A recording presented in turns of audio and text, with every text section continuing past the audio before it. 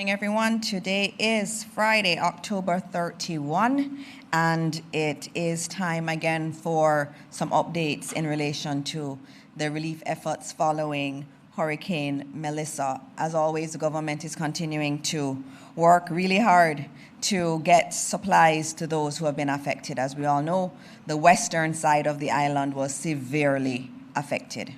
And so we are working to get relief supplies to them, food, get water to them, and also to assist them in the rebuilding process. So today we're going to give you a lot of updates. At the start, I'll give you some updates based on questions that have come in from the media that I keep getting questions. And so I'm going to start with just an announcement from Cabinet. Yesterday in Cabinet, several subcommittees were established. This is going to be the priority of the government, and we have to have all cabinet ministers with all hands on deck to treat with this. We have never had a Category 5 hurricane in our country. The devastation on the west is unimaginable. And so after Cabinet met yesterday, several committees are now working. The main committee, the Relief and Recovery Oversight Committee, has been established. And that committee will be co-chaired by Minister Mackenzie and Minister Vaz. So both of them will co-chair that subcommittee of Cabinet. Other members of that committee will be Minister Charles, Minister Samuda, Minister Wheatley, Minister Johnson Smith, and I see some minister named Dana Morris Dixon also on that committee. We also have ex officio members, Minister Favour Williams and Minister Audrey Marks. We also have a private sector committee that will look at bringing together the private sector. There's so many different private sector players that want to support. And so in terms of coordinating with what government is doing, we have a new committee that has been established, and that will be co-chaired by two very important individuals, right? And I'll give you more of the context of that committee. So that committee is going to start working from this evening, and it will be co-chaired by Keith Duncan and Minister Audrey Marks. So both of them will be co-chairing that committee. And we know the goodwill is there from the private sector, and so today at 4 p.m. they have their first meeting, and we're very happy to see that having started already. We also recognize that we're going to need to be mobilizing the church. The church is going to have to help us quite a bit. And so Minister Grange has been tasked with that job. We also know there are many individuals who are not hearing from their families because of the communication break. And so Minister Montague has been asked to put together a plan to help families who have not been able to locate their family members to get them information. And so you'll get more information on that. As I'm saying that, I should note that I spoke to Flo this morning, Minister Vaz, and they were saying that they have charging devices that are taking into the West, because the reality is that for many of our citizens there, they would have lost electricity. Their phones would have died.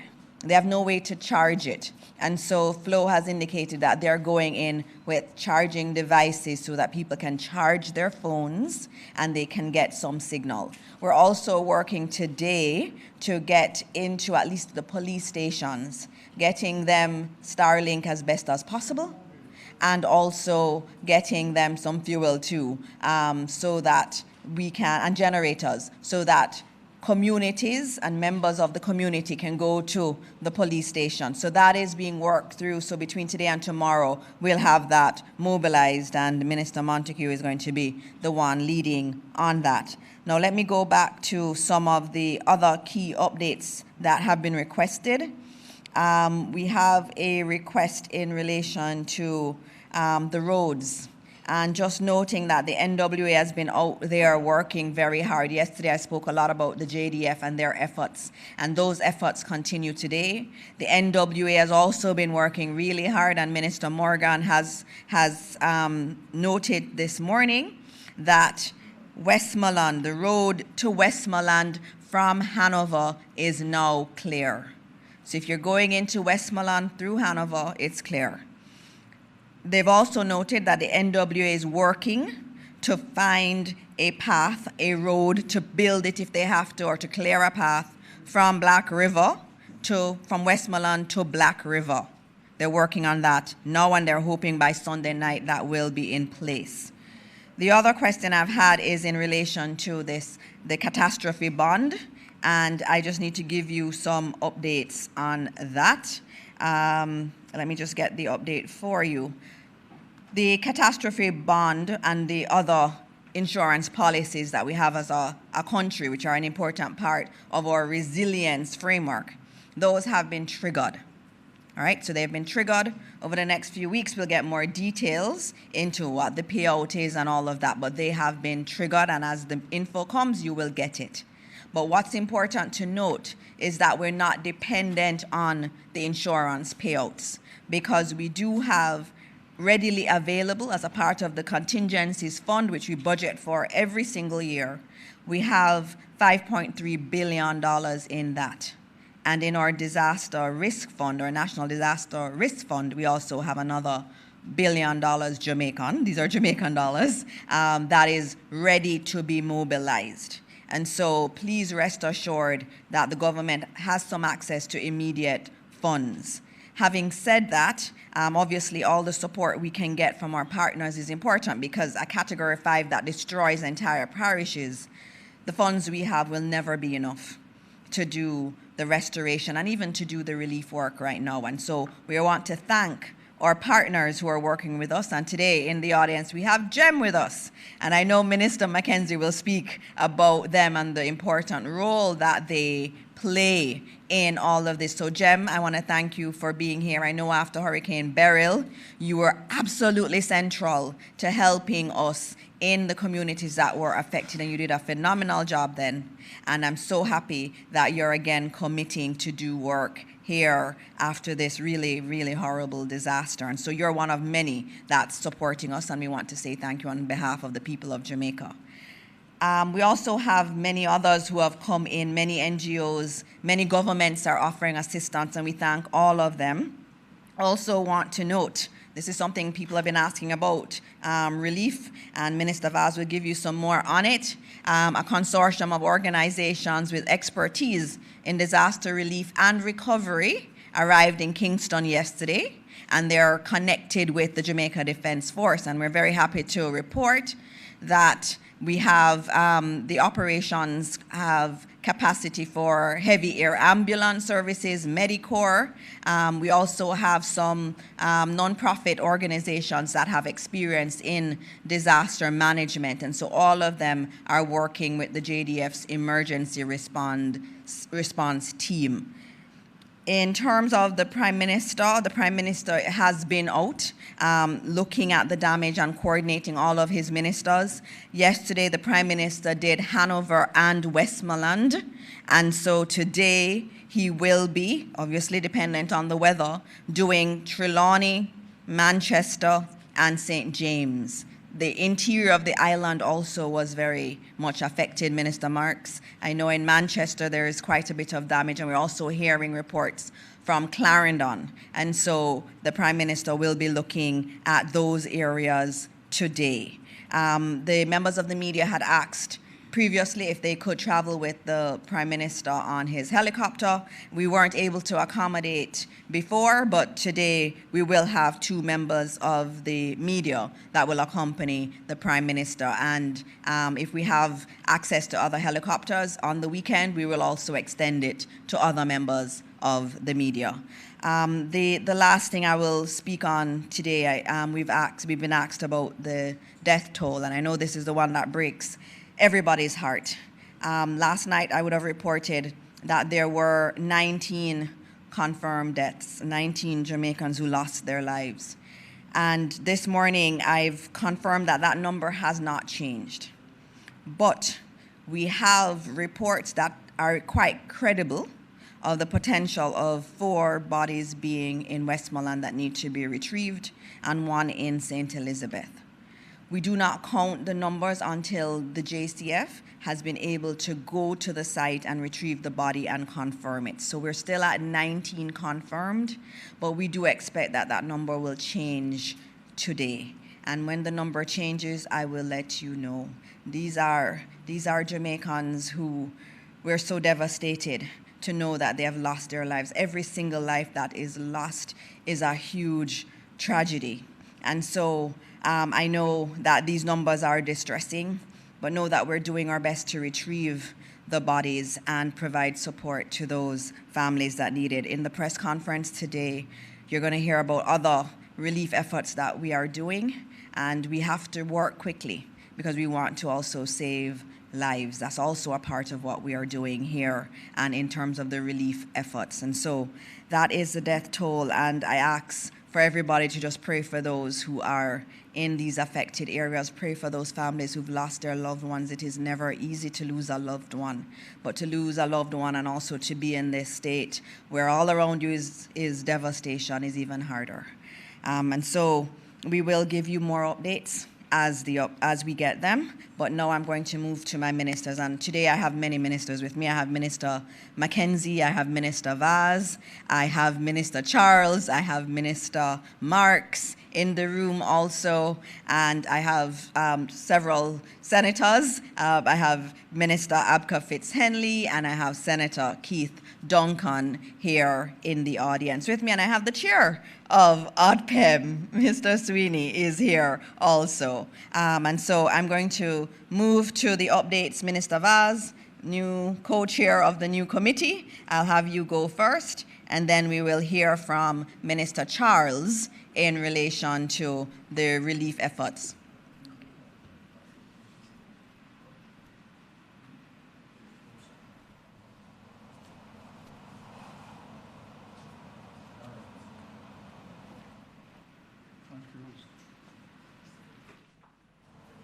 Morning to everyone.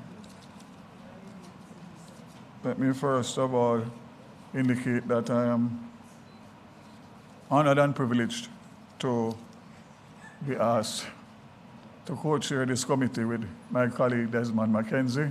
I don't know what we did to deserve this, but we have to work hard and to make it happen, along with my colleague ministers on the Relief and Recovery Committee charged on behalf of the government to coordinate this awesome task, and to say that I will give it my all. So let's start today with Petrojam. And Petrojam loading facilities, as I indicated, sustained no major damage, and integrity assessments confirmed they are safe. Loading of tankers for island-wide delivery began at 6 a.m. today, ensuring that fuel distribution continues uninterrupted. I have a call with the marketing companies and all the fuel suppliers at 11:30 this morning to indicate to them and to coordinate with them through the National Works Agency, and most importantly, the police, to allow to get these trailers or tankers into the western part of the island to fuel the gas stations, which are in some cases low and out of fuel. That will also go for alternative sources of fuel and LPG and whatever is required to keep the operations and the citizenry of these areas going. So I'm hoping that based on the roads being cleared or somewhat cleared, we'll be able to get fuel in, and of course the police will be asked to escort to get them in a timely manner as a matter of urgency. Flow and Digicel, as we know, they sustained major damage to their infrastructure, and we are looking at about Flow, 40% of its network is active. That's mostly in the corporate area, St. Thomas, Trelawney, and St. Andrew. And initial recovery is focused on urban centers outside the storm's direct impact zone, with phased restoration in less impacted areas. Mobile connectivity is currently 22%. 100,000 customers are utilizing Flow emergency services, with Starlink in areas where both networks are down. 31% of Digicel's mobile customers is online, with 24% of their sites running on generators. There was 69% of its fixed business customers, and half of the home internet users are now connected, with service gradually increases as commercial power returns. Both providers have flown in additional technical teams and equipment and are prioritizing repair of the tower's fiber routes and critical communication, especially in Montego Bay, St. Elizabeth, and Hanover. The crews are working hard to restore connectivity island-wide, and obviously we thank them for their commitment. The airports, which is where everything starts. Nothing can happen unless we have those airports open. I'm happy to say again that Norman Manley International Airport accepted 13 cargo relief flights yesterday, and that does not include what relief came in on commercial airlines and also private airlines, which there were many. I'm happy to say that both commercial and relief operations continue at Norman Manley International Airport, and we are expecting in excess of 20 cargo flights coming in today. So I want to pause to say that the issue of the relief and the support that we have gotten is overwhelming, and we thank our partners all across the world, governments and charitable organizations, NGOs. But that's the easy part. The hard part is the logistics of getting this relief into these areas in the shortest possible time, which we are now pretty much out of time in terms of the desperation among the citizenry.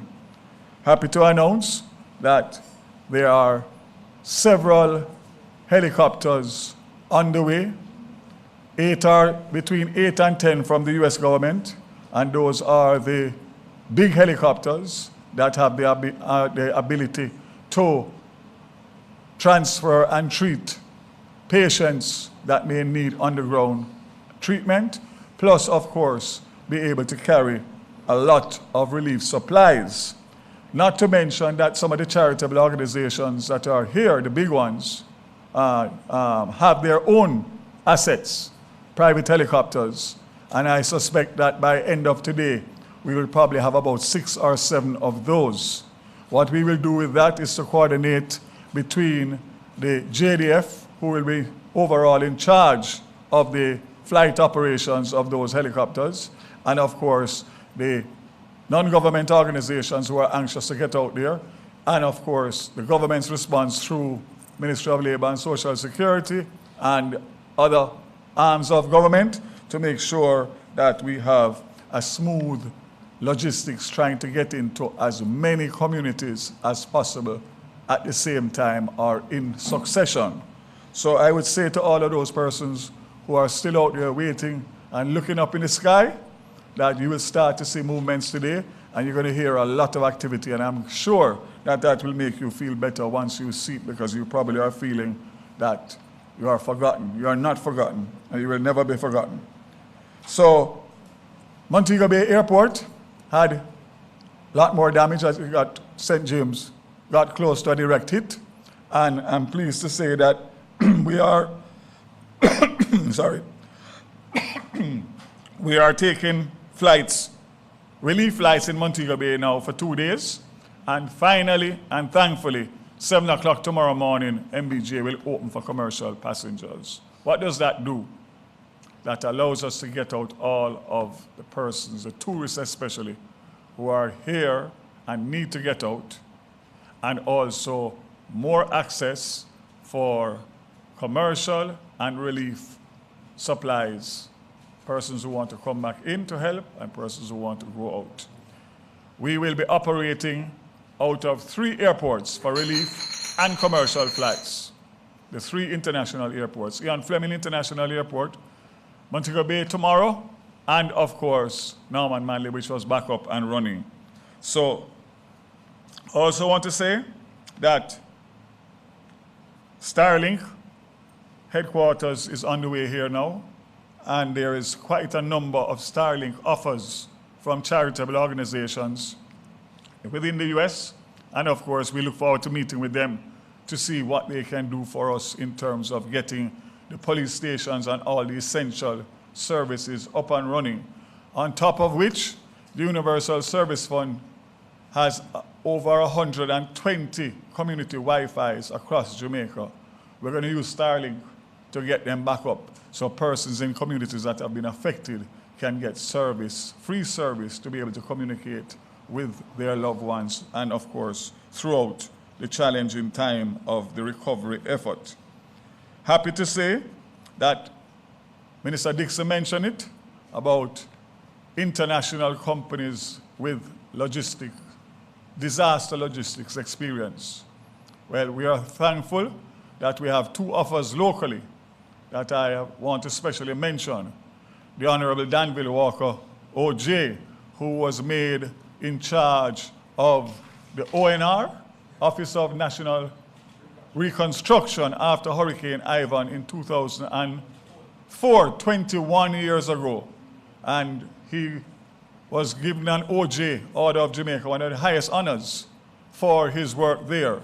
And he is going to come on stream full-time for the Cabinet Subcommittee to be able to liaison between the government apparatus and, of course, our private sector partners, etc.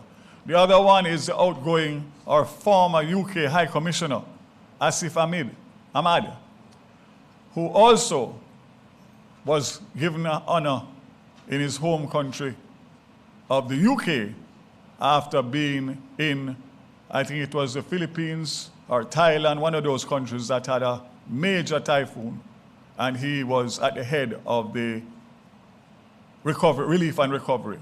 He's now based in UK after leaving Jamaica's shores, but he has assured us that he will be here next week to assist us in whichever way. I want to thank both of them, and we look forward to the expertise. But I want to go one step further. This government and this committee will never ever say that we know everything. As a matter of fact, in most cases we know, for me in particular, I have no expertise in this other than a little common sense, which is not very common. However, I can say that we will not feel that we are so important and so powerful because of our ministerial position, our member of parliament, our cabinet. We will seek and put together the finest team of local and international disaster logistic experts to carry us through this quicker, faster, and better. So I want to reassure the country that under the leadership of this committee, co-chaired by Minister Mackenzie and myself, we are open to all and every advice, all and every resource, all and every prayer, and whatever else comes with it. We know the responsibility that we have, and we will make sure to deliver on the confidence that the Prime Minister has placed in us. Tolls remain open. Disturbing reports about extortion and charges on the toll, but more so the fact that there's a safety concern that I want to raise. Because the toll booths are open, Desmond, and the sticks are up, people are driving through them at in excess of the speed limit on the highway, which has caused accidents in the past and is going to cause more if it continues. I am pleading with every motorist that uses the east-west and north-south highway. Please, we have enough problems on our hands now than to overburden the hospitals with irresponsible behavior, injuries as a result, or death as a result of irresponsible behavior. Just slow down and respect the toll booths and respect the attendants that are there so we don't have any more incidents. And other thing I would say on transportation is I've gotten disturbing reports that the public passenger vehicles licensed by the government of Jamaica are overcharging already. Not overcharging in Westmoreland because they can't carry anybody down there. Right here in Kingston and St. Andrews, Spanish Town, Portmore, St. Mary, all of the areas that are unaffected, they are overcharging, in some cases, 50 to 100%. I am sending a warning, and I'm putting the Transport Authority on alert. Zero tolerance. Zero tolerance between the police and the Transport Authority. Carry out as many sting operations and seize as many. The more the merrier, because one thing we're not going to accept in this disaster is unconscionable behavior. So today JUTC ran out 168 regular JUTC buses, 21 premium, 3 rural express, and 7 disaster relief. I want to make it clear that JUTC stands ready and will continue to transport essential workers into the disaster zone. The JDF already contacted me this morning. We're moving some soldiers down along with their apparatus. Thank you.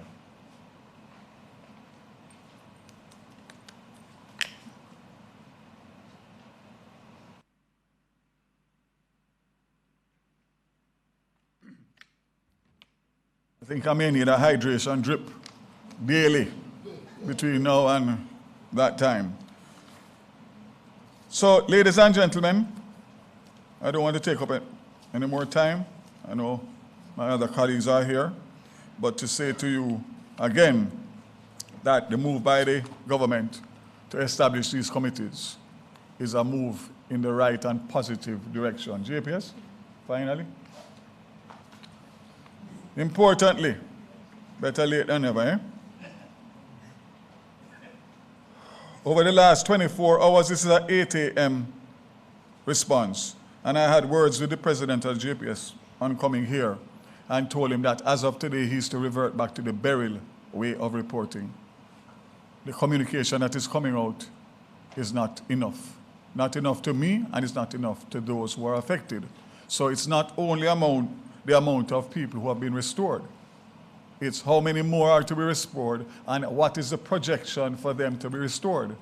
So even in Kingston and St. Andrews, right in and around where we are, there are people with no light. All they want to know so that they can plan their business is what is the issue and when is it expected. He told me that Kingston and St. Andrews, he's expecting the entire Kingston and St. Andrews to be back up by Sunday.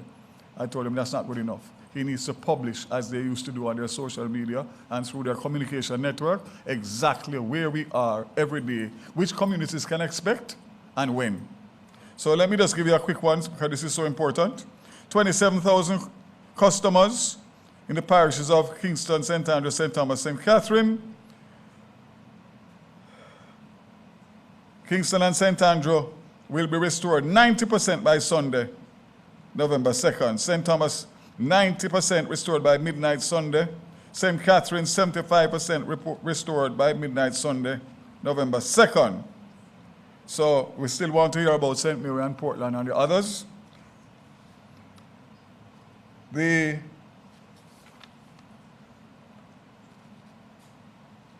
Clarendon, 63% of customers out. Hanover, 98.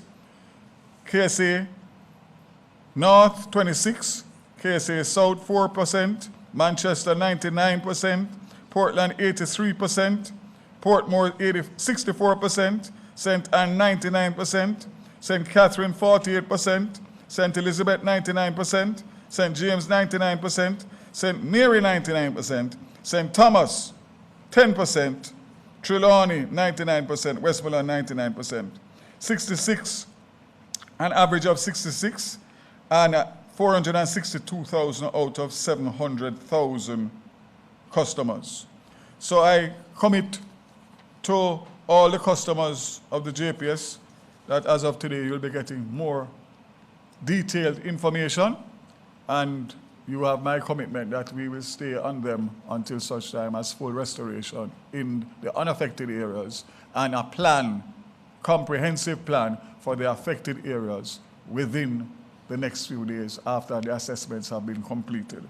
Again, let us take time to continue to pray for our brothers and sisters in the West, and every opportunity that you get a quiet moment, I encourage you to do that, because only that will take us through this crisis. God bless Jamaica, and God bless you. Thank you, Minister. Thank you, Minister Vaz, for your update, and I know that they are much appreciated, and I can tell you Minister Vaz is not stopping to work. I saw him sending messages all through the night, and so thank you, Minister Vaz. Thanks to the entire team for the work that they are doing. I believe we now have the update from the NWC. Usually you'd get that from Minister Matthew Samuda, but this morning you are not going to be hearing from him. You will get Mr. Delano Williams, the acting corporate public relations manager at the NWC, to do a quick update on where we are in terms of restoring water to households.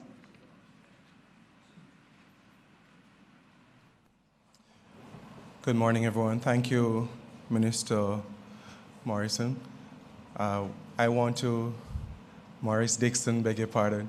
I want to, again, just remind us of the tremendous task that we have, but more so also just a tremendous responsibility as collective Jamaicans in our response at this time.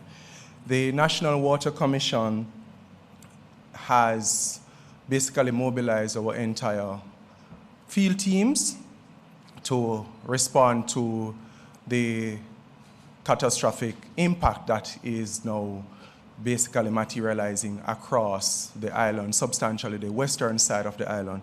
Our teams can report that for Hanover, except for our logwood system and those that are coming back online over the last 24 hours, we have a total shutdown. So too for Westmoreland, so too for, well, we're about 90% for St. Elizabeth, and St. James also has a significant number of systems that are impacted. Where we are as well in terms of major systems, our facility at the Great River, there's a bridge which the pipeline crosses, and that entire 32-inch pipeline for about 200 feet of pipeline was entirely washed away. So as we speak, there is an emergency response where our contractor is now reinstalling that pipeline in order to facilitate water supply distribution into St. James, sections of Hanover, substantially. We want to make the point that it is going to be a phased response, and while the major town centers are running in most parishes, we are seeing that the road access, the level of debris, trees falling, are going to cause challenges in order for us to fully access the more rural locations. Some of them are down for what we call turbidity, which is where the river becomes too muddy or too full with debris to safely treat and distribute water. There are also other locations where the power is out and it will take some time, as per the JPSCO's own work schedule, for us to be able to restart operations. We, at this point, have about 382 systems that are offline. As I said, and that's we have a total of over 600 systems, near 700 systems that we operate from. So practically half of those. The major town centers are on the eastern side, Kingston and St. Andrew, St. Catherine. Those we expect should be back near to some normalcy by the weekend. The Constant Spring network, we're seeing some amount of disruption temporarily. We expect those to be normalized once we have full power restoration. The Mona network is operating. But what I want to leave with us is that we are, in fact, mobilizing generators to the key sites, Martha Brae, the Logwood system coming east into St. Anne, our Bogue system going all the way out to Portland. Similarly, in the Black River area, Westmoreland area, we're targeting the placement of the generators to ensure the continuity of water supply. As access becomes available, we will move water trucks, water filling stations into those, and our contractors, plus our own fleet at the NWC, has been already mobilized and put on notice so they can get to the sites as quickly as possible. We maintain our communications through our WhatsApp channel. Our contact center is also available for persons who want to make reports or make queries on their restoration times. I may just share, Minister, with the public again the contact center numbers: 888-225-5692. That's 888-225-5692 or 888-CALL-NWC. And that allows you just to make your reports if your area is not yet restored, or to query as to what the restoration time ought to be. Pretty much, again, we just want to thank the public for what will be an exercise of patience in the areas where they do not yet have water, and we're looking forward to continuing the restoration process. Thank you.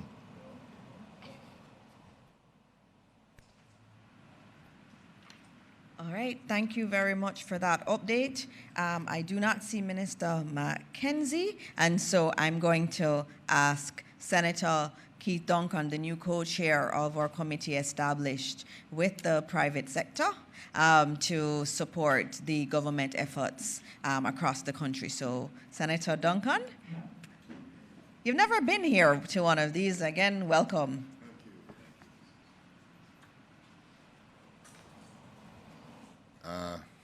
Good morning, ladies and gentlemen. Morning to the our Jamaican brothers and sisters out there. Jamaica has really faced a catastrophe.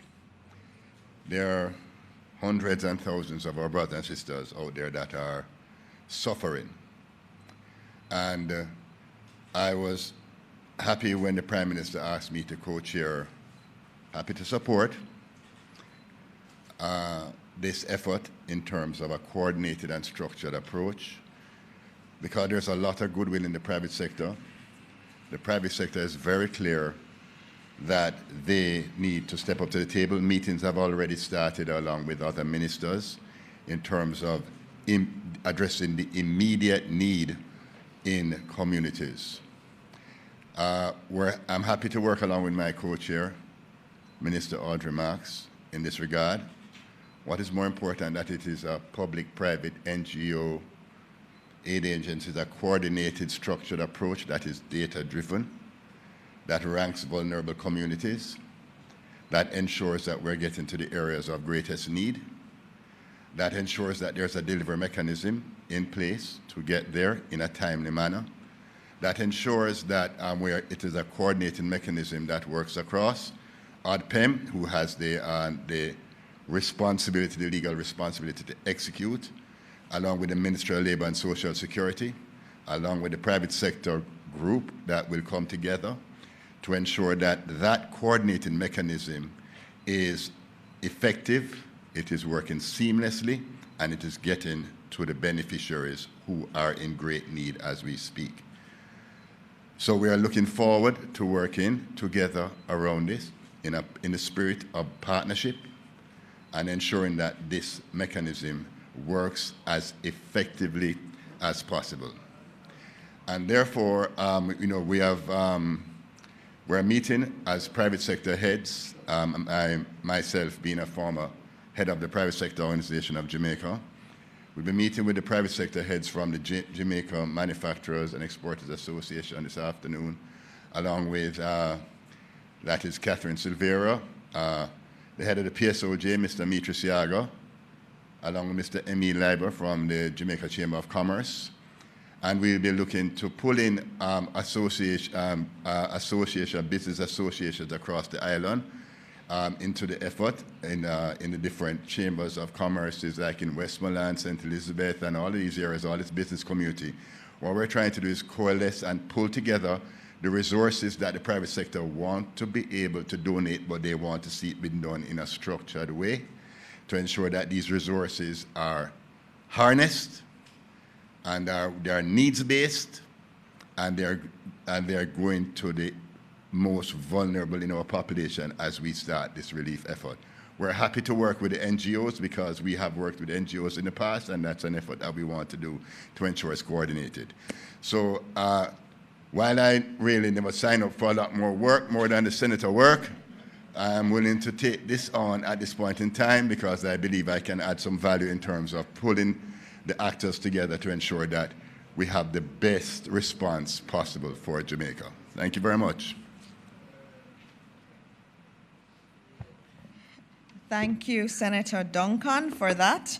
And again, we note that this is going to take the entire country working together to get us back. And so anywhere we can find the expertise, if it's Senator Duncan and the entire private sector, we know there's so many wonderful people in the private sector that want to support. And what we're doing is opening up that avenue. If some of you want to help me in my role, we're here for that too. And so we understand that there's expertise outside of government, and that's what we're trying to harness. And so we thank Senator Duncan for agreeing to chair that committee. And now we're going to be moving on to Minister Mackenzie for his updates.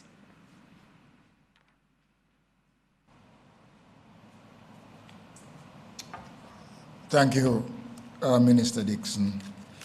Colleagues, ladies and gentlemen, good morning.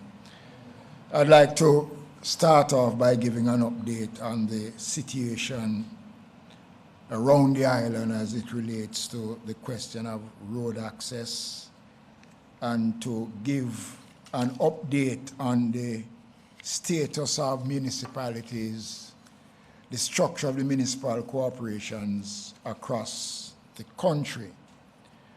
First of all, the road access in terms of transportation, efforts are being made. I just came off the phone with Minister Morgan about allowing free access to many of the major roadways across the country. The travel from Kingston to Lucianova is accessible via the Class A road following the movements of emergency supplies and personnel.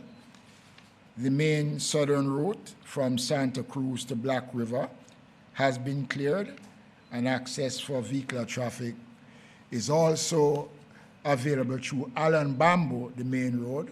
It has been reopened to single-lane traffic following a significant effort by the National Works Agency and the Jamaica Defense Force and the other teams to make the road accessible.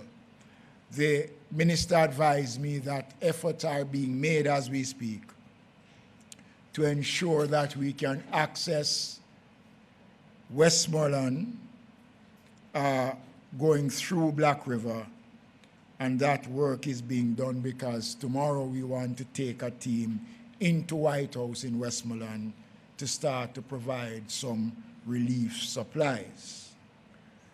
The health sector continues to hold up under the stress. The Noel Holmes Hospital in Hanover has been impacted, and 18 patients were successfully transferred or relocated to Cornwall Regional. And all the efforts under the Ministry of Health is being coordinated to ensure that our health services are standing up. And I want to use the opportunity, Minister Morris Dixon, to commend the medical team, especially those in the parishes that have been severely affected, who have been working around the clock, and to say how grateful we are as a country for their commitment in saving lives and to ensure that our medical services are standing up. The municipal corporations have been doing their fair share of work, and over the last couple of days, community roads, municipal roads, over 500 of those roads have been cleared, and there are free access in many communities. I must stress the point that in the parishes that are severely impacted, work is being done, but the challenge there are extreme, and a lot more over the next couple of days will be done, because the committees that have been meeting to look at the way how to tackle some of the problems there in many of the communities that have been affected. I was able yesterday, after many days, to make contact with the mayor of Falmouth, and it is not a pretty reading coming out of Falmouth, out of Trelawney especially.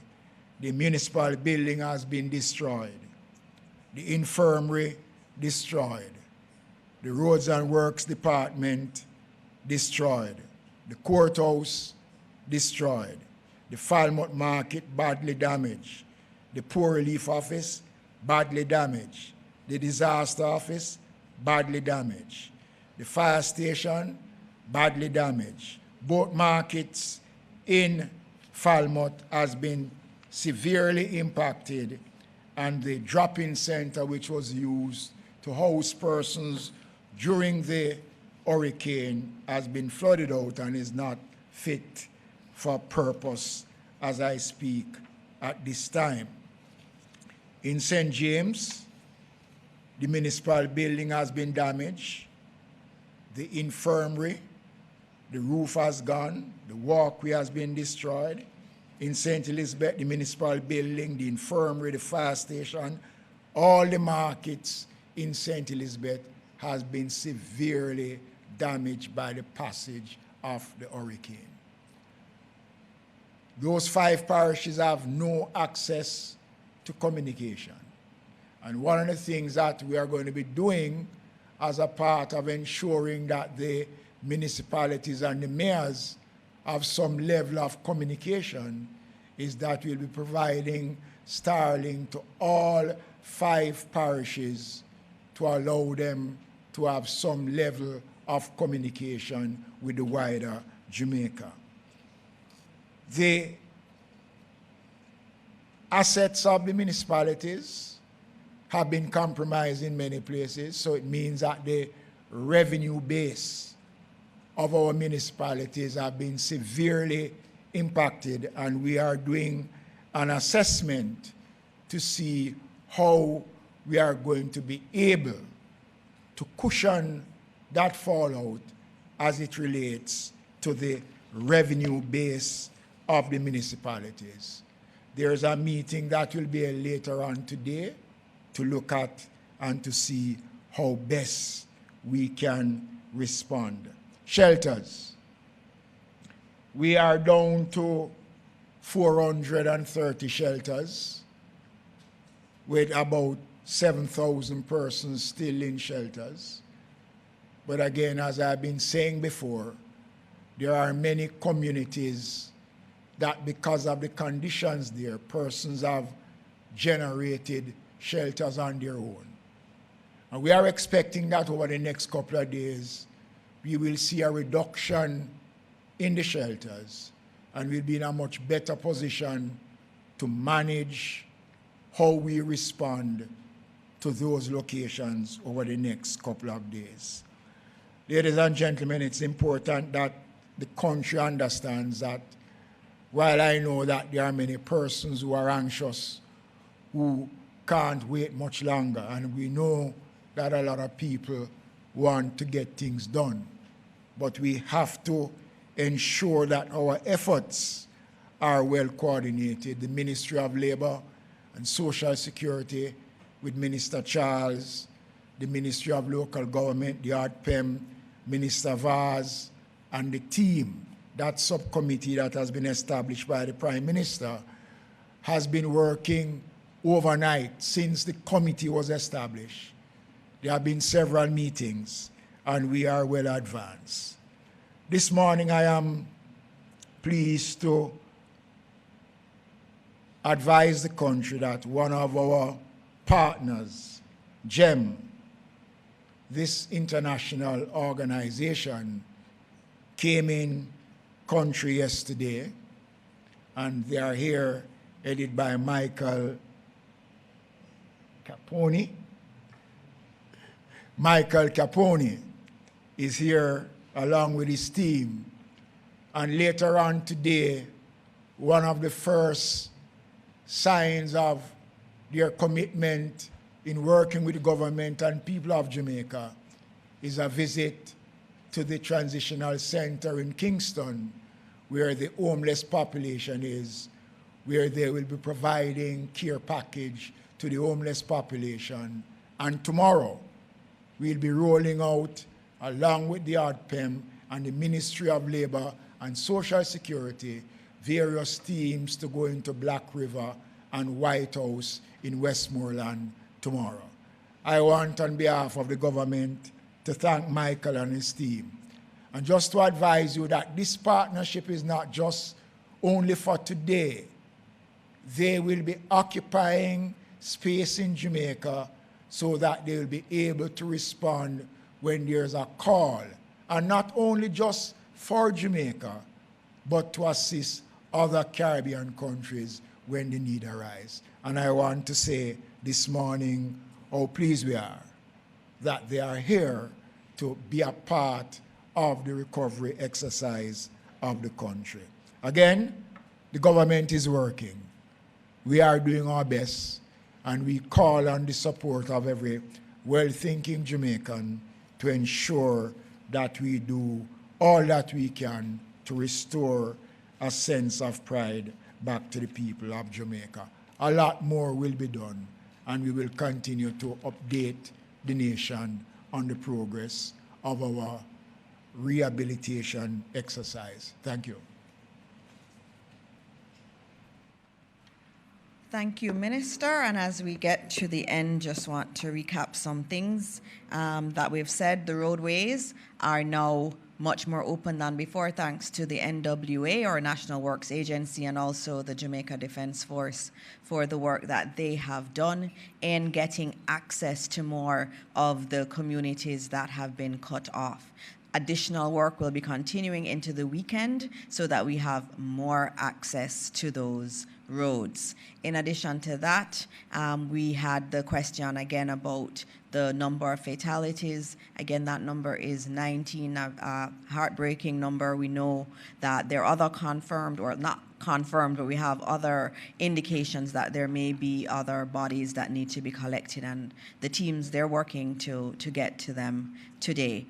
Food distributions have started. There are convoys working with the JDF to get them out.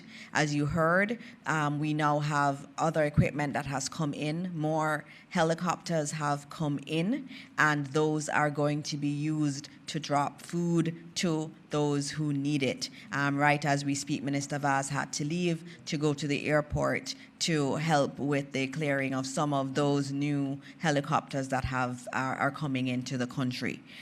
We need all hands on deck. The entire cabinet has been mobilized to do everything that is possible to get relief to those who need it. We thank all our private sector partners, all of our NGOs, GEM, for being here today. Thank you, as always, for your support. All the countries around the world who have supported us so beautifully, we thank you so much for all of that support that you have given, and we will continue to get food and water to those that need it, and obviously it is very critical that we do that as quickly as possible. I'm going to take some questions. I know I have one. Minister Mackenzie, you can just join me here because we're going to take all these questions that may come, and I don't think there should be too many, but we'll see. I have a question online. Let me get to it. Which said, it's commendable that the government has this cabinet subcommittee that has been established. They want to know about localized committees, and I would love for you to talk about or mechanism that we already have in place at the parish level that will then feed into this cabinet subcommittee. Okay. At the the level of the committees, the parish disaster committees. Each parish carries a disaster committee which is chaired by the mayor and is made up of all the councillors and stakeholders in each parish.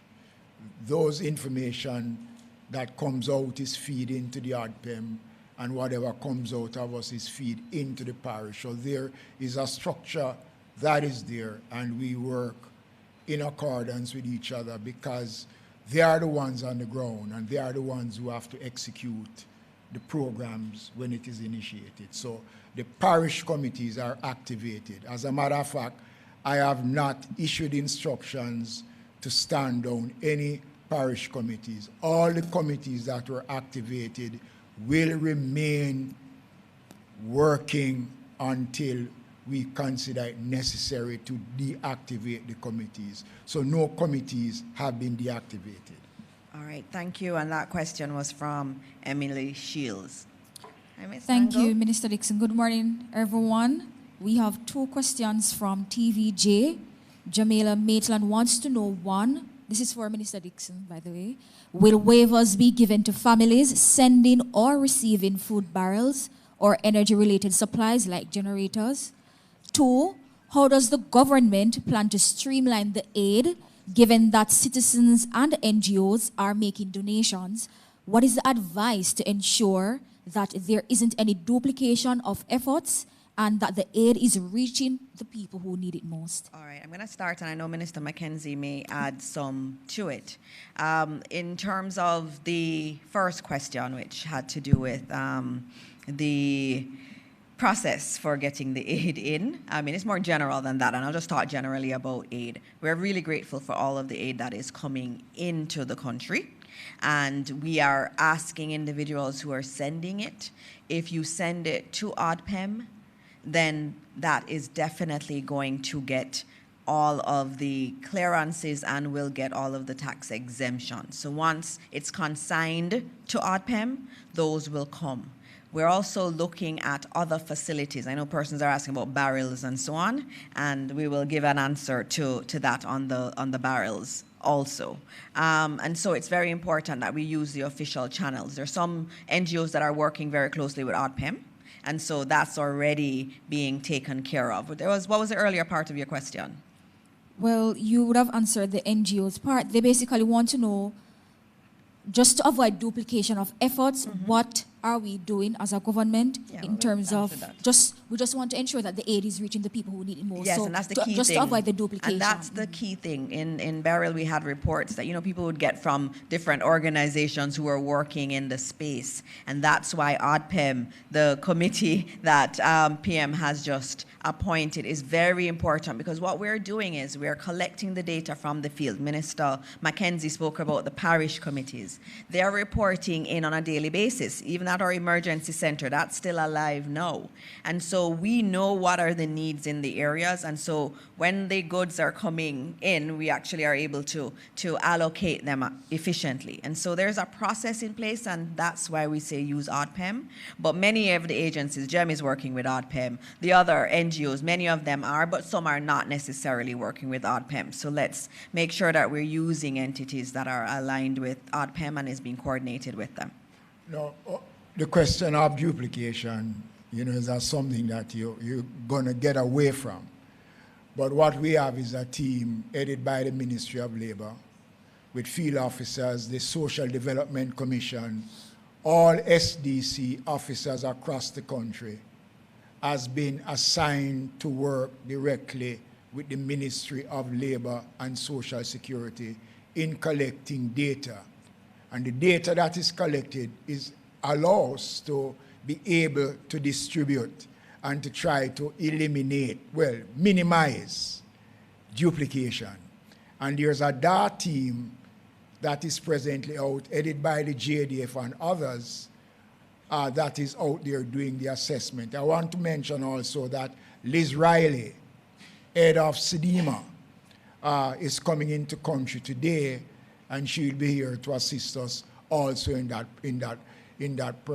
process. But to answer that question, duplication is going to be difficult. to cut out. And we will be using whatever methods we can. I know that some of our partners will have their own method of how they will handle their distribution. So we will work to try to see if we can minimize the question of duplication. When it comes on now to the rebuilding phase, no, that is a different thing. And I remember the Prime Minister saying to Jamaicans before the hurricane came, one of the things you must try and do is protect your documents. So your passport, your ID, that is going to be a means of identification, and that is going to become critical. Morning, everyone. Mahiri Stewart, Nationwide News here. Question for the two ministers now. In terms of the amount of aid that we see coming into the country, as well as the amount of civilians across the country that are going into the western end to help, is there any fear that there may be, how do I say this, a problem in terms of traffic flow, in terms of too many persons going in at one time, and what's being done to manage the amount of persons going in so that the necessary things can get there in the necessary time? Well, let us put it this way. The government recognize that that is going to be possible, because a couple days ago, just trying to get into Allen Bamboo, you had 4 lanes of traffic on a road that was only built for 2 lanes of traffic. So we understand that. The security forces have been briefed, and they are looking at the logistics around how this is going to operate. And over the next couple of days, you will see things that are rolling out that will speak to the steps that the government will be taking to ensure that we don't have a disaster on top of what exists now. So a proper system is being put in place by the security forces. And I'll just note, yesterday I had said, if you don't have to go into the areas, don't. And that's still the case. If you don't absolutely have to, we have a lot of convoys going in. Yesterday, our JDF teams were struggling because they were fighting with the traffic. In some areas, 4 lanes were created. And so we have to ensure that we give priority to the emergency services that are trying to get into the area. Now, I know how hard it is to know that you can't hear from your family and you want to go there, but as much as possible, let's try to keep the roads clear for those who need to get in. As we said, over the weekend, by the end of the weekend, we'll have some more roads open up, and so it will be much freer flow after that point. All right, and last 2 questions for NWC. The first one would be, just for clarity, in terms of turbidity and the issue that it poses on the water systems across the country, how does the NWC tackle the issue of turbidity in order to ensure that Jamaicans get clean water through their pipes? So that was one. What's the next one? Or is 2? Yeah, I guess the second one would be similar to the question I asked earlier in terms of the trucking of water to the communities that don't have it. How successful are those efforts given the fact that we have so much traffic issues in terms of persons getting to the western end of the island? All right, thank you. So first and foremost, the matter of turbidity is one in terms of how we respond. We do test of the facility. We check the water that is coming in. Our process at the plant itself involves sterilization, clearing of any siltation that is there, flushing of the lines, retesting before we start distribution. Once the water leaves the plant, we also have strategic points along the network that we do checks. Notwithstanding, we do advise at a time like this that customers, if they observe any adverse whether it's smell or taste, discoloration of the water, that they then observe the Ministry of Health's best practices in terms of adding bleach to the water. The trucking process is one that is a case-by-case, area-by-area. Some locations, we will have to bring the truck to a central point. We know for right now the challenge is the road access, and so we are working with the security forces in terms of navigating areas such as the outskirts of Montego Bay where we have to move trucks to and from the loading bays. So we're very, very similarly concerned, but it is one that we expect that the public will begin to appreciate the need that arises, and with the help of the security forces, we'll be able to navigate as best as we can. As I said, though, there are some spots where we will seek to remain as remote as possible in terms of taking the trucks into the locations and allowing persons to collect some water for their relief use. All right. Thank you. Thank you for those questions. And before we leave, anytime any of our entities that are providing support show up for a press briefing, we always try to give them an opportunity to speak. And so the GEM team is here, and as I said, they do really fantastic work. I don't know, Minister, if you want to introduce them, but we do want to have a rep come and speak to us and tell Jamaica what you are doing.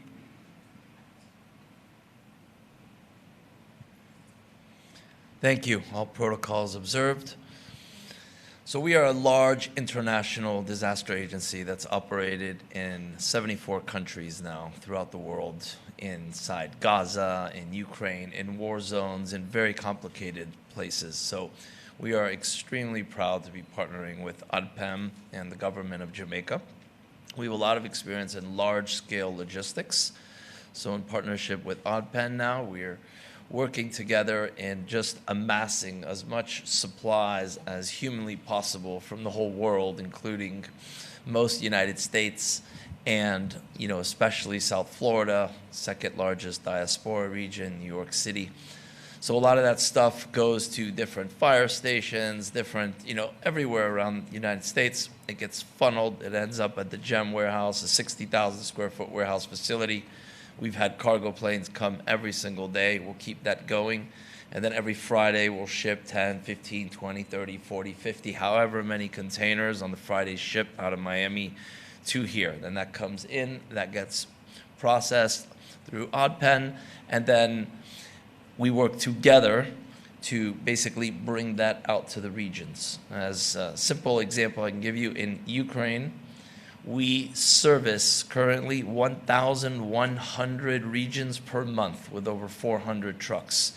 It takes a long time to get that system set up, but what you do is you set up one hub, one area, then you set up another hub in another area, you set up another hub in another area, and as soon as you have those community hubs, then you have a machine of basically aid flow that's continually going to all those hubs. So this is all under the direction of the government. We're just playing a role and part of it, and we're going to do our very best to assist as much as we can in this phase.